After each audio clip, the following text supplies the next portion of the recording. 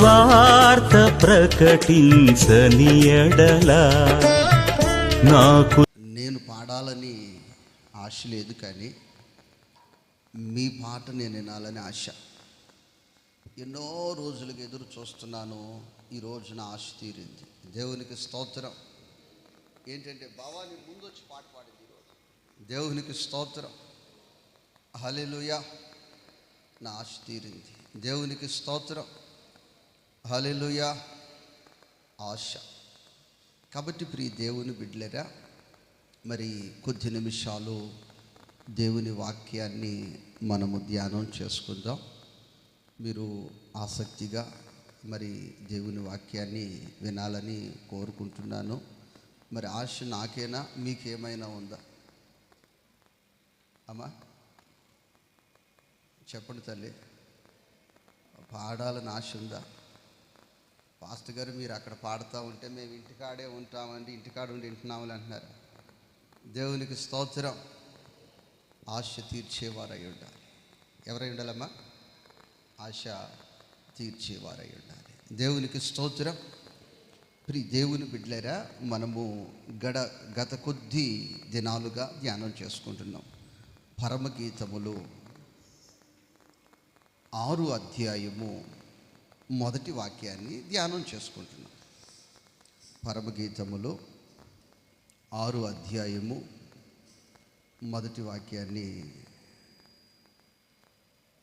మనం ధ్యానం చేసుకుంటున్నాం. ఆ వాక్యము చదవగలిగిన వారు త్వరగాను బిగ్గరగా చదవాలి.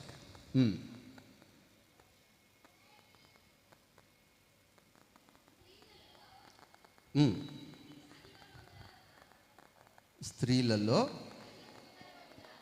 అధిక సుందరవకు దాన. మనము ఈ వాక్యము లోతుగా మనం ధ్యానం చేసుకుంటున్నాం. దీనికి అర్థము నేను మీకు గతములో చెప్పాను. ఇప్పుడు స్త్రీ అంటే సంఘమునకు సాదృశ్యమని, ఈ సంఘము రహస్య రాకడలో ఎత్తబడాలి అంటే, రహస్య రాకడ, ఈ రహస్య రాకడ ఎలా ఉంటుందంటే,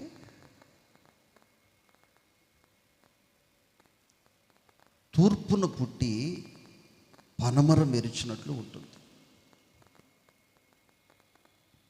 మనము ఇటు తిరిగి ఇటు చూసేసరికి ఈ పక్క మనిషి ఉండడు. వాళ్ళు అటు తిరిగి మనల్ని చూసేసరికి సిద్ధను పడిన వారు ఉండరు. వారు పరలోకమునకు ఆరోహణమై వెళ్ళిపోతారు. ఇద్దరు పొలములో పని చేస్తున్నారు. ఒకరు ఎత్తబడిపోయారు. ఇద్దరు తిరుగలు విసురుతున్నారు. స్పాట్లో ఒకరు ఎత్తబడిపోయారు. ఇద్దరు నిద్రపోతూ ఉన్నారు. ఒకరు ఎత్తబడిపోయారు. ఎవరు ఎత్తబడతారంటే, సిద్ధబాటు కలిగి ఉన్నవారు మాత్రమే ఎత్తబడతారు. చెప్పండి, ఎవరు ఎత్తబడతారు? సిద్ధబాటు కలిగిన వారు మాత్రమే ఎత్తబడతారు. ఈ సిద్ధబాటు జీవితం అంటే, స్త్రీలలో అంటే సంఘములలో నీ సంఘము, నీవు ఆ సంఘములో ఉన్న నీవు అధిక సుందరివతివై ఉండాలి. దేవునికి స్తోత్రం. ఇప్పుడు ఈ అధిక సుందరవతికి యొక్క లక్షణాలు ఏమిటనేది, గుణాలు ఏమిటనేది గడిచిన దినాలలో మనము ధ్యానం చేసుకున్నాం. వెలుపటి అలంకారము కాక మీరు బాహ్యమందు అలంకారణము కలిగి, ఆ యొక్క ఆత్మ సంబంధమైన అలంకరణ కలిగి ఉండాలని చక్కగా మనము గడిచిన వారంలో ధ్యానం చేసుకున్నాం. ఈ పూట మనము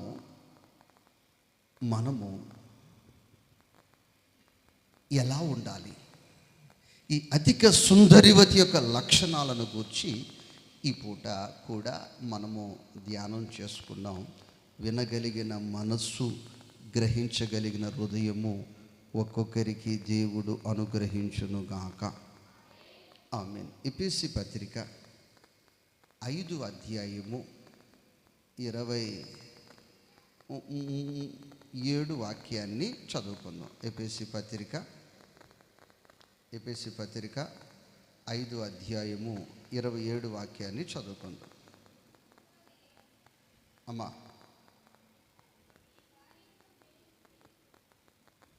27 వాక్యాన్ని కాస్త గట్టిగా చదువుదామా?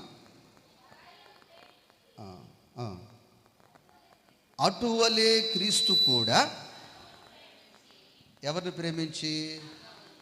సంఘమును ప్రేమించి, అది కలంకమైనను ముడతైనను అట్టిది మరి ఏదైనను లేక. ఇక్కడ నుంచి 3 పదాలు మీరు నోట్ చేసుకోండి. మొదటి పదము పరిశుద్ధమైనది. చెప్పాలమ్మా,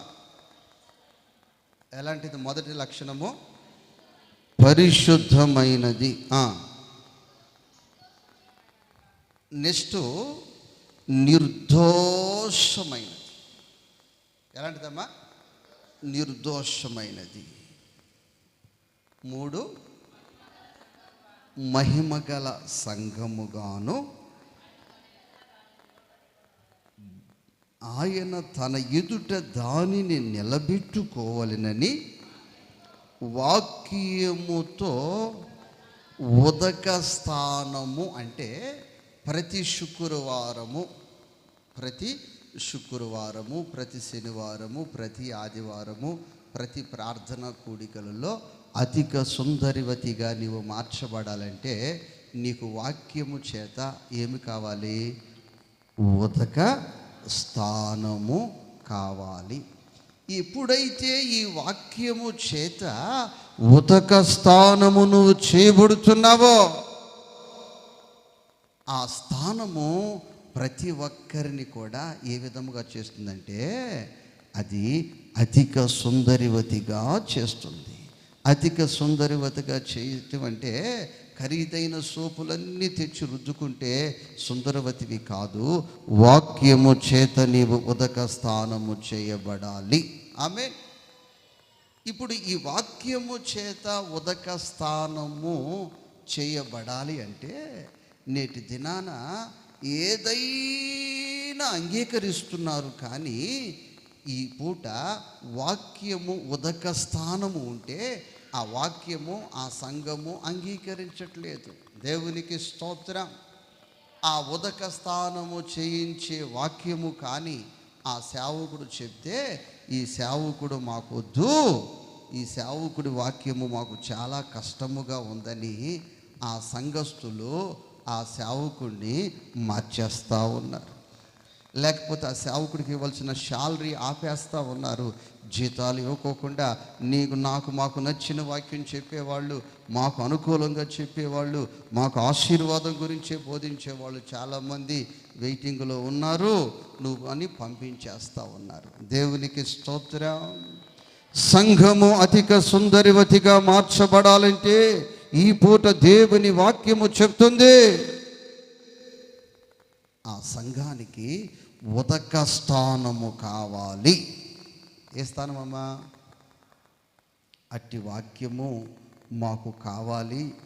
ఈ చివరి దినాలలో మేము ఎత్తబడాలంటే అట్టి ఉదక స్థానము వాక్యముతో మాకు కావాలి అన్నవారు మాత్రమే 2 చేతులు ఎత్తి గట్టిగా దేవునికి స్తోత్రాలు చెల్లిద్దాం. హల్లెలూయా, హల్లెలూయా. ఇప్పుడు ఏ స్థానం కావాలమ్మా విశ్వాసకి? ఎంత దినాలలో పరలోకములో ప్రవేశించాలంటే, రహస్య రాకడలో ఎత్తబడాలంటే, అధిక సుందరివతిగా మార్చబడాలంటే ఏ స్థానం కావాలి? ఉదక స్థానము. మొహమాటము లేకుండా, బాధపడతారనే భయమే లేకుండా నిన్ను ప్రేమించిన వ్యక్తి నీకు ఉదక స్థానము చేపిస్తాడు. ఎందుకనంటే నువ్వు అధిక సుందరవతిగా పరలోక రాజ్యములో ప్రవేశించాలి. దేవునికి స్తోత్రం, హల్లెలూయా. కాబట్టి ప్రియ దేవుని బిడ్డలారా, ఇంకా మనం ఆ వాక్యాన్ని చదివితే ఉదక స్థానము చేత దాన్ని పవిత్రపరిచి పరిశుద్ధపరచుటకై దాని కొరకు తన్ను తానే అప్పగించుకొనెను. దేవునికి స్తోత్రం. భక్తుడు అంటున్న మాట, అయ్యా నేను పాపములో పుట్టినవాడినయ్యా, పాపములోనే నా తల్లి నన్ను గర్భము ధరించిందయ్యా, నేను పాపములో పుట్టినవాడను ప్రభువా, నేను పాపినయ్యా అంటున్నాడు.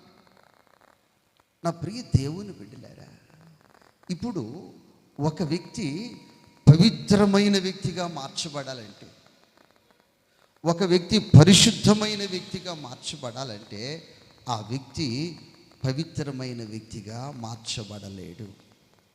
ఒక వ్యక్తి పవిత్రమైన వ్యక్తిగా మార్చబడాలంటే తదు రక్తం పరమార్థానం పుణ్యదాన బలియాగం. ఒక పరిశుద్ధమైన వ్యక్తి రక్తము కారిస్తే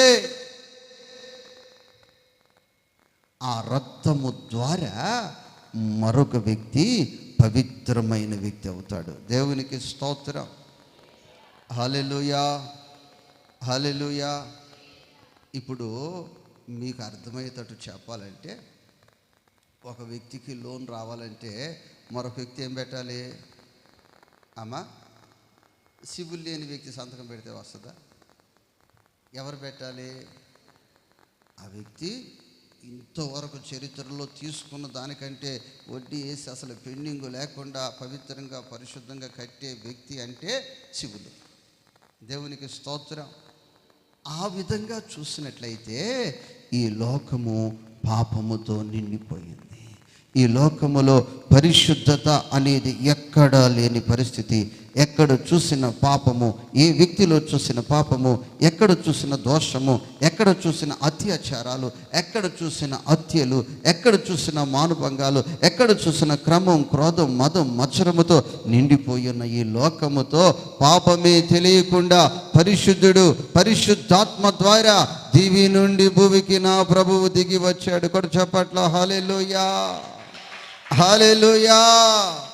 నా ప్రభు దివి నుండి భూమికి దిగి వచ్చి ఈ భూమి మీద ఆయన 33.5 సంవత్సరాలు జీవించాడు.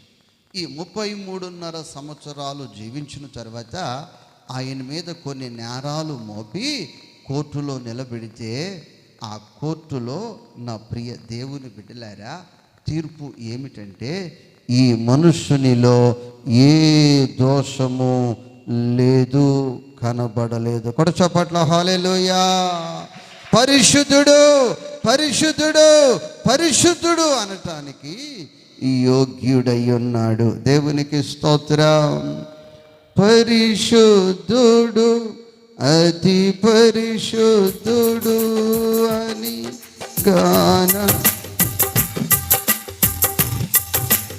పాట వచ్చిన ప్రతి ఒక్కరు పాడండి. పరిశుద్ధుడు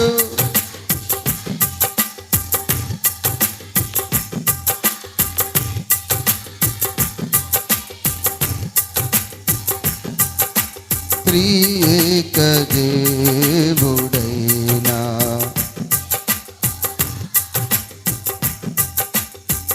ప్రభులో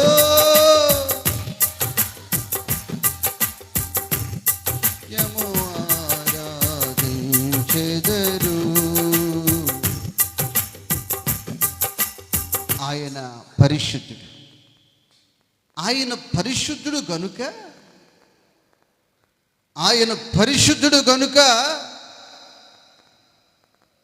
నన్ను పరిశుద్ధునిగా మార్చాలని, నిన్ను పరిశుద్ధునిగా మార్చాలని, ఇక్కడున్న చిన్నలను పరిశుద్ధులుగా మార్చాలని, ఇక్కడున్న పెద్దలను పరిశుద్ధులుగా మార్చాలని, ఇక్కడున్న యవన బిడ్డలు కూడా పరిశుద్ధమైన ప్రవర్తన కలిగి జీవితము కలిగి ఉండాలని ఆయన కోరిక.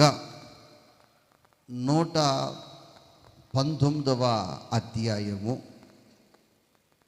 119వ కీర్తన 9 వాక్యాన్ని త్వరగా చదువుతారు.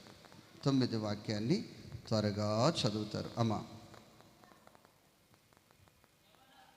ఈ యవనస్తులు దీని చేత తమ నడతను శుద్ధిపరుచుకొందురు, నీ వాక్యమును బట్టి జాగ్రత్తగా చూచుకొనుటయే కదా. దేవునికి స్తోత్రము, హల్లెలూయా. ఇప్పుడు ఈ యవనములో ఉన్న బిడ్డలు, ఈ యవనస్తులు, నా ప్రియ దేవుని బిడ్డలారా, పరిశుద్ధముగా జీవించాలి అంటే, పవిత్రముగా జీవించాలి అంటే దేవుని వాక్యము కావాలి. దేవుని వాక్యము వారి త్రావకు వెలుగుగా చూపిస్తుంది. వారిని పాపములో పడిపోకుండా, అక్రమములో పడిపోకుండా, లోకములో పడిపోకుండా ఈ వాక్యము వారిని నడిపిస్తుంది.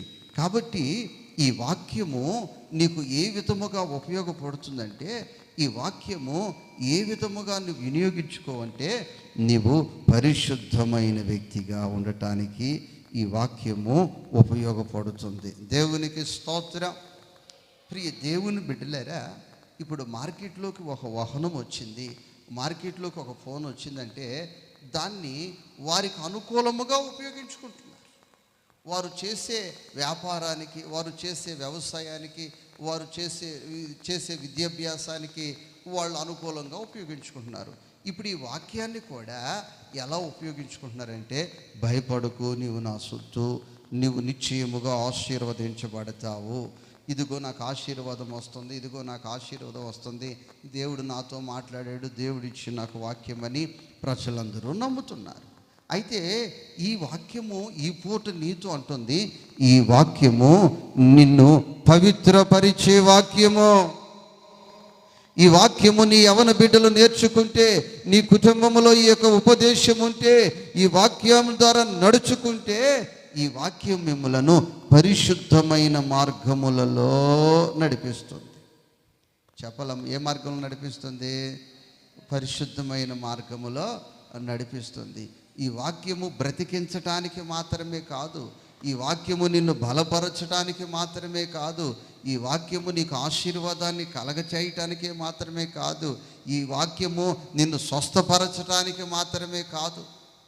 ఈ వాక్యము ఈ పూట నీ జీవితంలో నిన్ను ఉదక స్థానము చేయించి అధిక సుందరవతిగా చేయటానికి ఉపయోగపడుతుంది.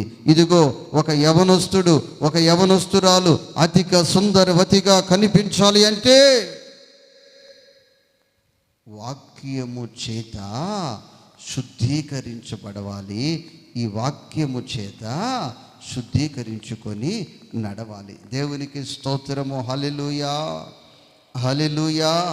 ఆయన తన్ను తాను అప్పగించుకున్నాడు ఈ వాక్యము ద్వారా నిన్ను శుద్ధీకరించాలని, నిన్ను ఒక పవిత్రమైన మార్గములో నా ప్రభు నడిపించాలని. ఎవరైతే ఈ వాక్యాన్ని గుండెల్లో ఉంచుకుంటారో, ఈ వాక్యానుసారముగా నడుస్తారో, దేవుడు వారిని ఏ మార్గములలో వాళ్ళంటే పవిత్రమైన మార్గములలో. దేవునికి స్తోత్రం.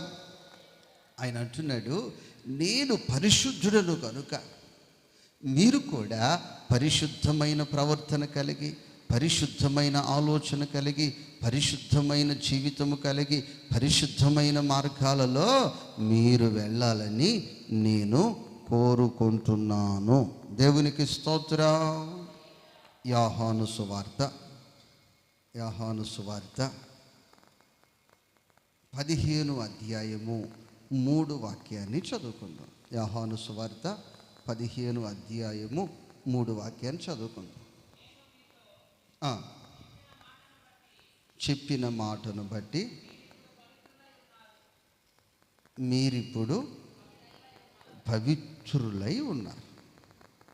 మీరు దేనిని బట్టి పవిత్రులై ఉన్నారంటే, నేను చెప్పిన మాటను బట్టి మీరు పవిత్రులై ఉన్నారు. నీవు పవిత్రముగా ఉండాలని నా ప్రభు ఆశపడుతున్నాడు. నీవు ఒక పరిశుద్ధమైన వ్యక్తిగా ఉండాలని నా ప్రభు ఆశపడుతున్నాడు. ఆ పవిత్రత ఎలా వస్తుంది అన్న విషయాన్ని 15 వాక్యము నుంచి మనం చదువుకుందాం. మొదటి వాక్యం నుంచి, నేను నిజమైన ద్రాక్షవల్లిని, నా తండ్రి వ్యవసాయకుడు, నాలో ఫలింపని ప్రతి తీగను ఆయన తీసి పారవేయును. ఫలించు ప్రతి తీగ మరి ఎక్కువగా ఫలించవలెనని దానిలోని పనికిరాని తీగలను తీసివేయును. దేవునికి స్తోత్రం. ఇక్కడ ఫలించు తీగ, పనికిరాని తీగ. చెప్పాలమ్మా, ఫలించు తీగ, పనికిరాని తీగ. ఇప్పుడు నీ నోటితో ఒక రోజుకి ఎన్ని మాటలు నువ్వు మాట్లాడుతున్నావు? ఈ మాటలలో నీకు పనికొచ్చే మాటలు ఎన్ని, పనికి రాని మాటలు ఎన్ని? దేవునికి స్తోత్రం. నువ్వు చేసే పనిలో పనికి అంటే నీ కుటుంబానికి ఉపయోగకరముగా, నీ బిడ్డలకు ఉపయోగకరముగా, నీ తల్లిదండ్రులకు ఉపయోగకరమైన పనులు ఏం చేస్తున్నావు? నీకు ఉపయోగము కాని పనులు ఏం చేస్తున్నావు?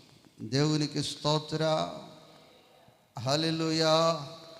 కాబట్టి ఈరోజు సంఘానికి ప్రయోజనకరమైన పనులు ఏం చేస్తున్నావు? సంఘానికి ఉపయోగము లేని పనులు ఏం చేస్తున్నావు? నీ కుటుంబానికి ప్రయోజనకరమైన పనులు ఎన్ని చేస్తున్నావు? నీ కుటుంబానికి ఉపయోగము లేని పనులు ఎన్ని చేస్తున్నావు అని ఆగి ఒక పూట ఆలోచించాలి. నా ప్రభు ఏమిటంటే, ప్రతి తీగ ఫలించాలని, ప్రతి వ్యక్తి ఫలించాలని, ప్రతి వ్యక్తి ఫలభరితమైన జీవితాన్ని అనుభవించాలని ఆయన ఆశపడుతున్నాడు. అయితే పనికిరాని తీగలు, పనికిరాని చూపులు, పనికిరాని ఆలోచనలు, పనికిరాని మాటలు, పనికిరాని చేష్టలు నీ అలవాట్లలో నుంచి దూరమవును గాక, నీ బ్రతుకులో నుంచి దూరమవును గాక. నీవు ఒక ప్రయోజనకరమైన పాత్రగా, ఒక ఉపయోగకరమైన పాత్రగా నీవు మార్చబడుదువుగాక. హల్లెలూయా. ఇప్పుడు కుటుంబంలో నలుగురు ఉంటారు. ఈ నలుగురిని గమనిస్తే కుటుంబానికి ప్రయోజనకరంగా ఒకళ్ళో ఇద్దరో ఉంటారు. ఇంకా మిగిలిన వాళ్ళు చూస్తే ఇక కుటుంబానికి ప్రయోజనకరముగా కానీ, తల్లిదండ్రులకు ప్రయోజనకరంగా కానీ, ఇటు సంఘానికి ప్రయోజనకరంగా కానీ, కన్నబిడ్డలకు ఉపయోగకరంగా కానీ వాళ్ళ బ్రతుకులో ప్రవర్తన ఉండదు, వాళ్ళ మాట ఉండదు, వాళ్ళ పరిస్థితి ఉండదు, వాళ్ళ శాస్త్రం. దేవునికి స్తోత్రం.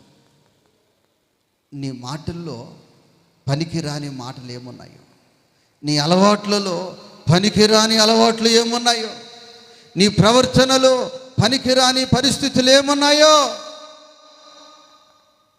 అవన్నీ కూడా నువ్వు తీసివేయాలి. దేవునికి స్తోత్రం.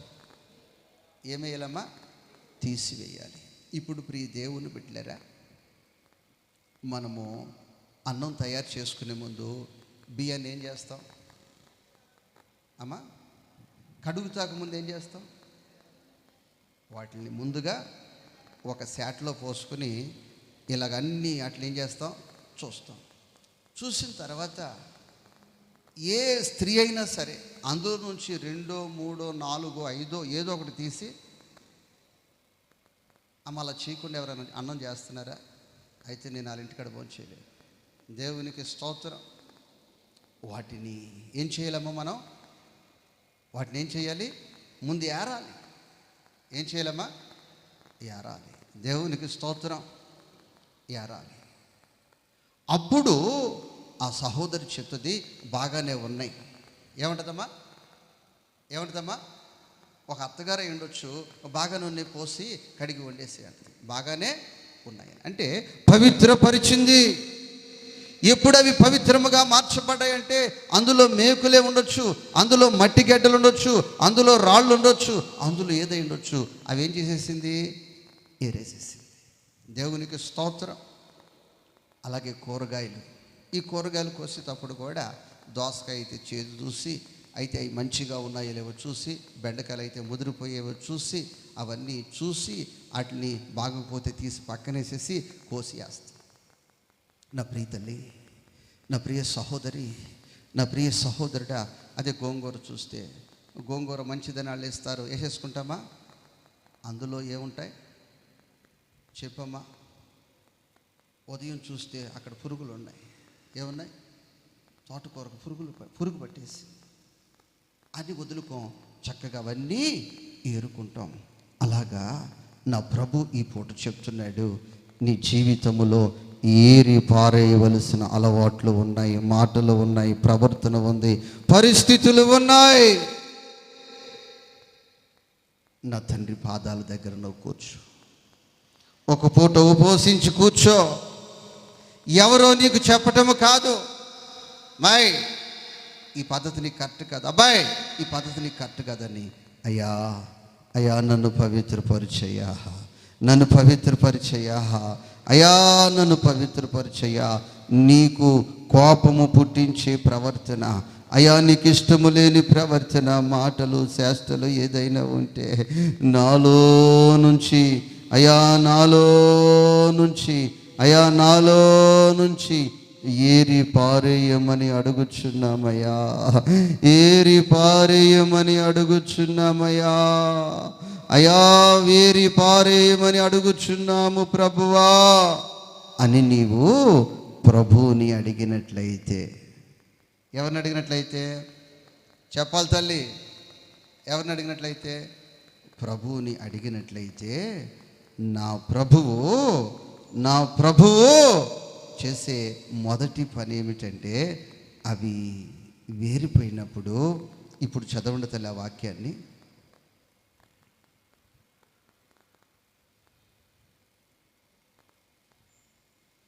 మూడు వాక్యాన్ని. నేను నీతో చెప్పిన మాటను బట్టి మీరు ఇప్పుడు ఎవరమ్మా? పవిత్రులై ఉన్నారు. దేవునికి స్తోత్రం, హల్లెలూయా. మీరు పవిత్రమైన వారు. చెప్పాలమ్మా మీరెవరు? హల్లెలూయా. దేవుని మాటను బట్టి ఇప్పుడు మీరు పవిత్రమైన వారంటే, ఫలించని దానిని, ప్రయోజనము లేని దాన్ని పక్కన పెట్టేసి ఏరి పారేసి ఉపయోగకరముగా ఫలించే తీగలుగా మీరున్నప్పుడు మీరు ఫలభరితమైన వారు. దేవునికి స్తోత్రం. నిన్ను నమ్మిన నరులను ఎన్నడు విడువనంటివే,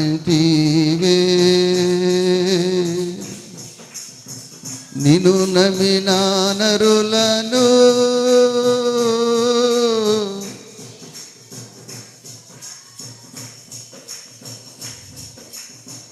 అగ్నిలో హాయిగా నడిపించినావే,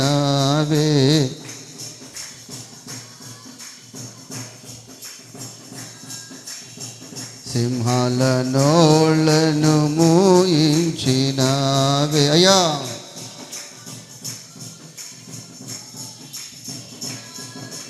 యేసయ్యా, నా యేసయ్యా, యేసయ్యా, నా యేసయ్యా. హల్లెలూయా.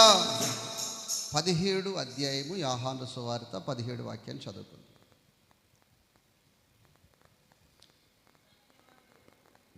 16 వాక్యం నుంచి 19 వాక్యం వరకు వివరంగా చదవండి. అందరూ పరిశీలించండి వాక్యాన్ని, కలిసి చదవండి. నేను లోక సంబంధిని కానట్టు వారును, వీరు లోక సంబంధులు కారు, సత్యమందు వారిని ప్రతిష్ట చేయుము, నీ వాక్యమే సత్యము, నీవు నన్ను లోకమునకు పంపిన ప్రకారము నేనును వారిని లోకమునకు పంపితిని, వారును సత్యమందు ప్రతిష్ట చేయబడినట్లు వారి కొరకై నన్ను ప్రతిష్ట చేసుకొనుచున్నాను. దేవునికి స్తోత్రం.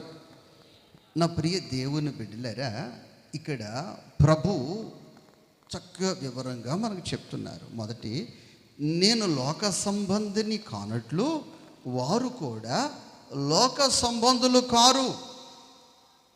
యేసుక్రీస్తు ప్రభువారు ప్రభుతో చెప్తున్నారు, నేను ఏ విధముగా లోక సంబంధిని కాదో, శరీర సంబంధిని కాదో, భూ సంబంధిని కాదో, ఈ యొక్క సుందరవతి, స్త్రీలలో అధిక సుందరవతి ఈ సంఘము లోక సంబంధి కాదు. చెప్పండి, ఏ సంబంధి కాదు? లోక సంబంధి కాదు. దేవునికి స్తోత్రం. లోక సంబంధి కాకుండా వారు సత్యమునందు వారిని ప్రతిష్ఠిత చేయము. నీ వాక్యమే సత్యం, నీ వాక్యమే సత్యం. ఇప్పుడు మనము మన ప్రభువుకి ప్రతిష్ఠించుకోవాలి. ఇప్పుడు ఆలయ ప్రతిష్ఠత, చర్చి ప్రతిష్ఠిత అంటే ఆ పూట మనందరము కలిసి, ప్రభువా ఈ యొక్క మందిరాన్ని నీకు ప్రతిష్ఠిస్తున్నాం. ఎవరికి ప్రతిష్ఠిస్తున్నాం? నీకు ప్రతిష్ఠిస్తున్నాం అని మనము ప్రార్థన చేసి ఈ మందిరంలో అడుగు పెట్టాం. ఇక అప్పుడు నుంచి దీన్ని ప్రభువుకి ప్రతిష్ఠించాం. అప్పుడు నుంచి ఇక్కడ ప్రార్థన జరుగుతుంది, ఇక్కడ ఆరాధన జరుగుతుంది, ఇక్కడ కన్నీటి ప్రార్థన, ఉపవాస ప్రార్థన, వాక్యము ప్రభువుకి ప్రయోజనకరముగా, ప్రభువుకి మహిమకరముగానే ప్రతి ఒక్కటి ఈ స్థలములో జరుగుతుంది.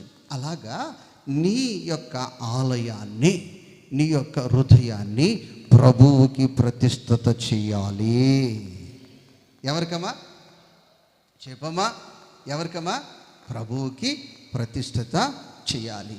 నీవు ప్రభువుకి ఎప్పుడైతే ప్రతిష్ఠిత చేయగలుగుతావో, ప్రభు చర్చిలో కాదు, ప్రభు ఎక్కడో ఒలీవల కొండ మీద కాదు, ప్రభు ఎక్కడో హోలీ ల్యాండ్లో కాదు, ప్రభువు నీ హృదయములో ఉంటాడు. నీ ఇంట్లో కాదు, నీ హృదయములో ఉంటాడు. నువ్వు ఏ స్థలములోనికి వెళ్ళినా ఆ స్థలములో ప్రభువు నీతో ఉంటాడు. దేవునికి స్తోత్రం, హల్లెలూయా. ఎవరితో ఉంటాడు? ఆయన ఇక నీతోనే ఉంటాడు. కాబట్టి నీవు ప్రభువుకి ప్రతిష్ఠించాలి. ప్రభువుకి ఎప్పుడైతే ప్రతిష్ఠిస్తావో ఇక ప్రభు ఇక నీ హృదయములో ఉంటాడు. చెప్పండి తల్లి, ఎక్కడ ఉంటాడు? నీ హృదయములో ఉంటాడు. ఇప్పుడు ఈ మందిరాన్ని మనము నిర్మాణం చేసాం, ఆరాధన చేసుకుంటున్నాం. ఇది మన స్థితికి తగినట్లు ఇది చేసుకున్నాం. ఇంకా స్థితిమంతులు, ఇంకా చర్చిలు ఇంకా శృంగారముగా గొప్పగా నిర్మాణం చేసేవాళ్ళు ఉన్నారు. వాళ్ళు మా చర్చిలో దేవుడు ఉన్నాడు అని చెప్తున్నారు. మన చర్చిలో దేవుడు ఉన్నాడని ఇక్కడికి వచ్చాం. ఇంకా ఈ స్థితి కూడా లేని వాళ్ళు ఇంకా డేరాలు దగ్గర, ఇంకా పూరి తాటాకుల మధ్యలో ప్రేర్ చేస్తున్నారు. వాళ్ళు మా చర్చిలో దేవుడు ఉన్నాడని చెప్తున్నారు. Okay, right. అయితే ఇది ఆయనకు ప్రతిష్ఠించాము కాబట్టి ఇది ఆయనది అయిపోయింది. దేవునికి స్తోత్రం. ఈ చర్చ ఎవరిది? ఈ చర్చ ఎవరిది? ఆయనకి ప్రతిష్ఠించాం. ఎవరికి ప్రతిష్ఠించాం? ఆయనకి ప్రతిష్ఠించాం, ఆయనది అయిపోయింది. అయితే ఇప్పుడు నా ప్రభు అంటున్నాడు, నీ హృదయమును ఆయనకు ప్రతిష్ఠించాలి. దేవునికి స్తోత్రం. ఇది ఇలాంటి ఇంకొక 100 చర్చలు కట్టేసి నాకు ప్రతిష్ఠించి వెళ్ళిపోయినా ప్రయోజనం లేదు. నీ హృదయము నాకు ప్రతిష్ఠించు. దేవునికి స్తోత్రం. నీ హృదయము నాకు ప్రతిష్ఠించినట్లయితే నేను ఎక్కడ కాదో నేను నీ హృదయములో ఉంటాను. దేవునికి స్తోత్రం, హల్లెలూయా. నీ హృదయములో ఉంటాను. ఇది అంతా జీవము లేనిది, ఇదంతా జీవము లేనిది. నువ్వు అధిక సుందరవతిగా మార్చబడాలంటే, రహస్య రాకడలో ఎత్తబడాలంటే మీ హృదయములో ప్రభువుకి ప్రతిష్ఠ చేయాలి. దేవునికి స్తోత్రం, హల్లెలూయా. ఎప్పుడైతే నువ్వు ఆ విధంగా ప్రతిష్ఠ చేస్తావో, ఇప్పుడు ప్రియ దేవుని బిడ్డలారా, మీకు అర్థమవుతాడు చెప్తాను. రహస్య రాకడలు నువ్వు ఎత్తబడాలంటే నువ్వు ఎత్తబడలేవు. ఒక ఎండి మిరపకాయ ఉంది. ఎండి మిరపకాయని తొడును తీసేసి అందులో ఉన్న విత్తనాలన్నీ నెమ్మదిగా బయటికి లాగేసి దాంట్లో ఒక తూనీకని బారుగా పెట్టేసి దాని రెక్కలు బయటికి పెట్టి ఇలా నొక్కి వదిలేస్తే ఆ ఎండు మెరగ ఏమవుతుంది అమ్మా? ఏమవుతుంది? ఇంగ్లీష్లో చెప్పండి, ఏమవుతుంది అమ్మా? విమానం దిగేటప్పుడు ఏమంటారు?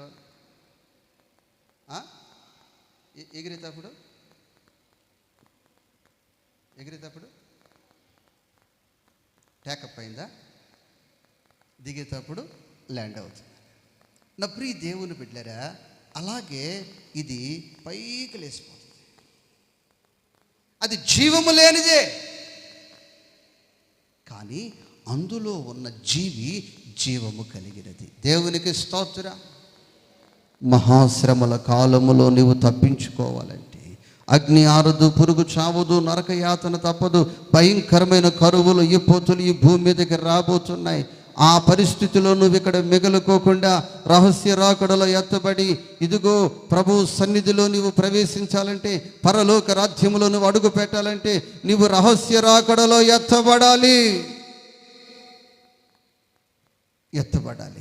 ఎత్తబడాలంటే నీలో ఆయన జీవం ఉండాలి. ఆయన నీలో ఉంటే నువ్వు 150 కిలోలు బరువున్నా రెప్పపాటున నీవు మహిమలో ప్రవేశిస్తావు. దేవునికి స్తోత్రం. ఇక నీ బంగారం ఏం తీసుకెళ్లేది లేదు, ఇక నీ వస్త్రాలు ఏం తీసుకెళ్లేది లేదు. మహిమ శరీరముతో ప్రతి ఒక్కటి విడిచిపెట్టి వదిలిపెట్టి నువ్వు రెప్పపాటున కొనిపోబడతావు. ఎప్పుడైతే రహస్య రాకడలో సంఘం ఎత్తబడుతుందో, ఇక మిగిలిన వారి పరిస్థితులు ఇక్కడ ఎలా ఉంటాయంటే, ఇక తిండి దొరకదమ్మా, ఇక నీళ్లు దొరకవమ్మా, తెగుళ్ళు తెగుళ్ళు తెగుళ్ళు తెగుళ్ళు భయానకరమైన తెగుళ్ళు వస్తాయి. అయ్యో మేము చనిపోవాలి అని పరుగెత్తిన ఆ రోజు ట్రైన్ కింద పడిన చనిపోయే పరిస్థితులు ఉండవు, సముద్రములు దూకిన చచ్చిపోయే పరిస్థితులు ఉండవు. చావు కరువు అయిపోద్ది. అప్పుడు ఏం కరువు అయిపోద్దమ్మా?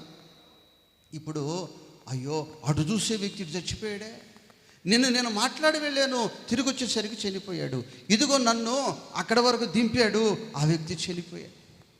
దేవునికి స్తోత్రం, హల్లెలూయా అని మనం చెప్పుకుంటున్నామే.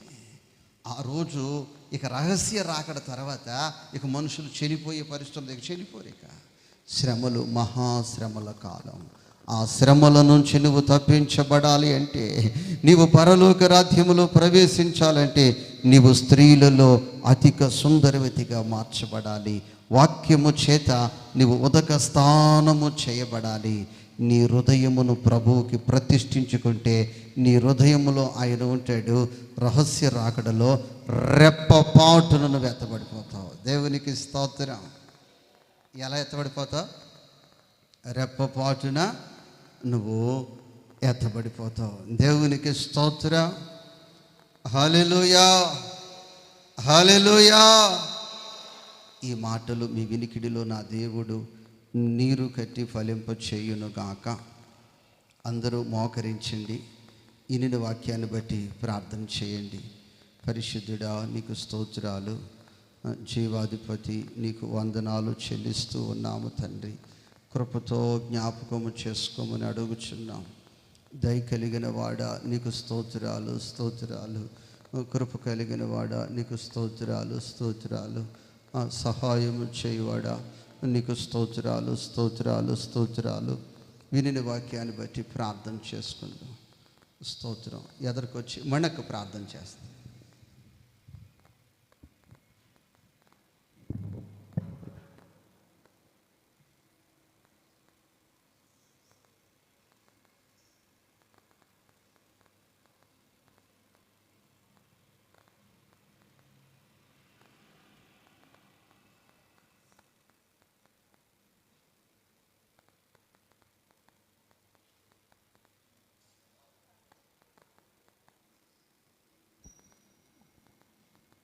స్తోత్రం, స్తోత్రం, స్తోత్రం. నా ప్రభా మీకు స్తోత్రములు నా తండ్రి. ఇంతవరకు నా ప్రభా మీ దాసును నా ప్రభా మీరు బలముగా వాడుకున్నారు. నా ప్రభా మీకు స్తోత్రములు నైనా తండ్రి. అయ్యా నాకు మాకు కూడి వచ్చిన బిడ్డలందరికీ నా ప్రభా నైనా అయ్యా మీ దాసుని ద్వారా మీరు మాతో మాట్లాడారు నా తండ్రి.